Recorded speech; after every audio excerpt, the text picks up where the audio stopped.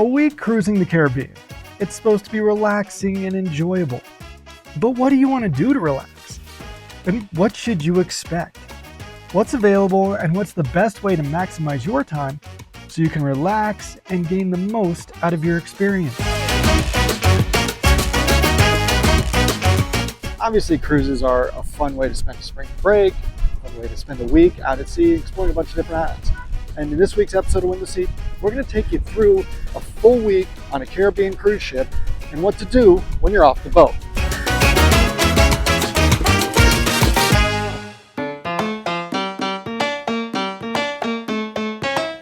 Welcome aboard the Norwegian Viva.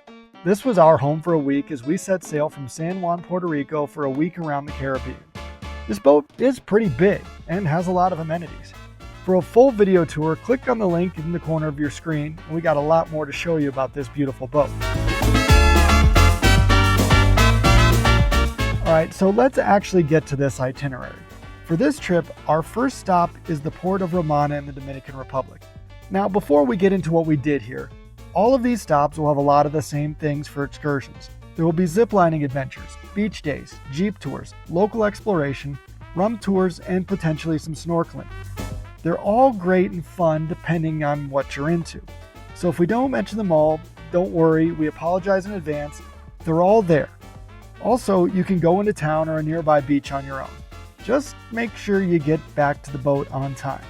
But back to the DR. So after a long day of traveling to Puerto Rico and getting to the boat, while some in our group did a town and cave tour and some ziplining, we chose the excursion that was a beach day with a twist. We were sent to one of those all-inclusive resorts and spent the time relaxing. Carrie got a fantastic massage overlooking the ocean, which did cost extra, but it was a good way to just go have some beach time with a hint of luxury. We were initially told food and drinks were included, but found out on arrival that food wasn't. However, the staff was nice enough to let us enjoy the buffet breakfast at no charge.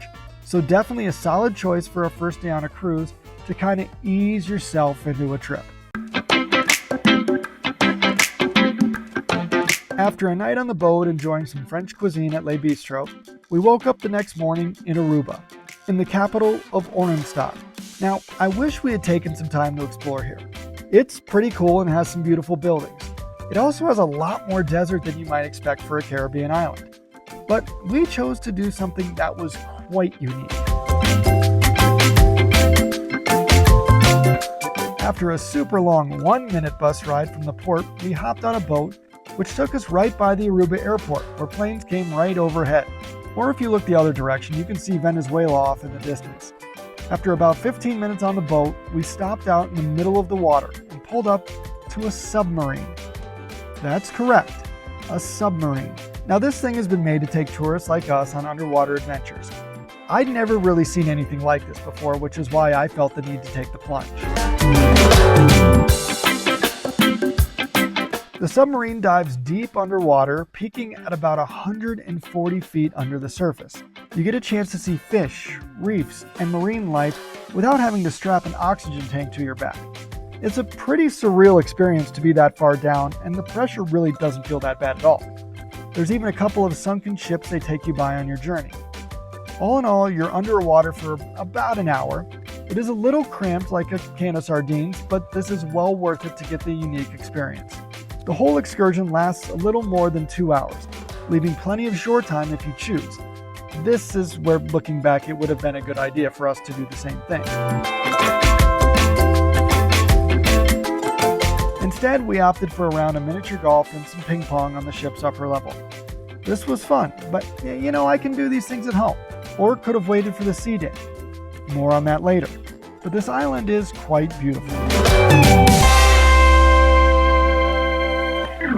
After another night on the boat, we sailed off to Curaçao for day 3. If you're not familiar, this is another Dutch Caribbean island off the coast of Venezuela, not too far from Aruba.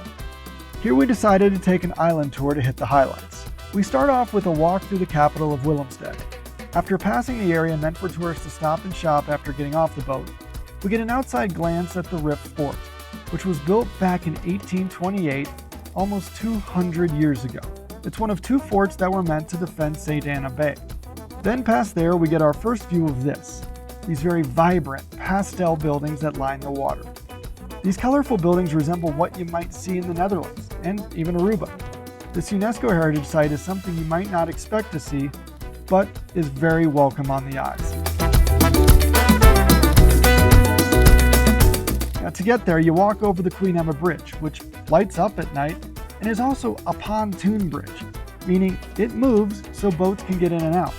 It's definitely not something you see every day. As you cross, you can look off to the left to the Queen Juliana Bridge. This is the tallest bridge on the island. After a little more time exploring through Willemstad, it's time to board the bus to Sheepvoken National Park. Now, this bus ride to the other end of the island took an hour, so it was a bit longer than expected. But exploring the park was cool in the short time we had. If there was more time, we could have made our way to the natural bridge out on the other end of the park. Lastly was the Hato Caves. You'll need to be pretty mobile for this, as you have to walk up 49 steps to do so. So be warned. Then through the caves with bats flying overhead at times was pretty cool to see. Alright, now this was supposed to be a day in Bonaire, but I guess there were some port issues, meaning it was our day at sea. This is when you really need the boat to meet your needs for filling the day. If you work the trip right, you'll have a nice dinner planned, perhaps at the Hibachi restaurant. But during the day, there is plenty to do. You can sit by the pool for a bit. It's fun, but I can only do that for a short amount of time. There's also a number of slides you can use, from the water slides to the dry slides that drop you 10 stories down the side of the boat. If the lines are short, this really won't eat up much of your time. You will need lunch, where there are many options. Mini golf is another enjoyable way to kill some time outside, or rent a dart pod to hang out with some friends or family and throw some darts and have a drink. There's shows to check out, such as Beetlejuice, but the most popular on-boat activity has to be the go-kart track. 3 levels of fun racing around the track is a great way to spend the day at sea, if you're willing to wait in line to do so. There's almost always a line every time we try to go by there. After the long day at sea, we hit St. Lucia. Now it's just gorgeous here. A number of options to do, but we were traveling with a 1-year-old. So a double-decker bus to a couple of beaches, including Rodney, by Fort Rodney if you're up for a hike. There is a volcano mud bath excursion, but you're not in the mud as much as maybe you'd like. You do get a good picture though. The next stop is probably our favorite from the whole trip, St. Kitts and Nevis. This country is absolutely stunning, even though it covers barely 100 square miles, and we had enough time here to do a couple of different excursions. Right away, we started off by swimming with dolphins at Dolphin Discovery. I understand some people may not approve of this with animals in captivity, but the dolphins appear to be well treated, and this was thoroughly enjoyable. It's not very often you get to be this up close and personal with a large marine mammal. They even take you for a little ride. Then after that, we were off to island exploration. This is always something I enjoy, since you get a chance to see as much of the island as possible. We start at the Fairview House. This is an 18th century house and botanical gardens that has been very well kept over the years and is used for a number of different events on the island. It's interesting to walk through the history and explore the grounds. Plus, it provides a great view of the Caribbean Sea. We then hit a Caribou Boutique at Romney Manor. The boutiques here are some of the most sought-after boutiques in the Caribbean. This property dates back to the 1600s and was once owned by Thomas Jefferson's great-great-great-grandfather, Sam Jefferson. From there, it was off to Brimstone Hill National Park. This is known as the Gibraltar of the West Indies. This UNESCO World Heritage Site was built back in 1690 and took about 100 years on and off to finish. It has been very well preserved over the years and offers absolutely stunning views if you go up to the top. It isn't super easy to walk due to the stones on the walkway up, but definitely worth it if you go for it. And if you visit St. Kitts, this is a must-see, especially since you don't see many of these types of fortresses, at least as well preserved, throughout North America.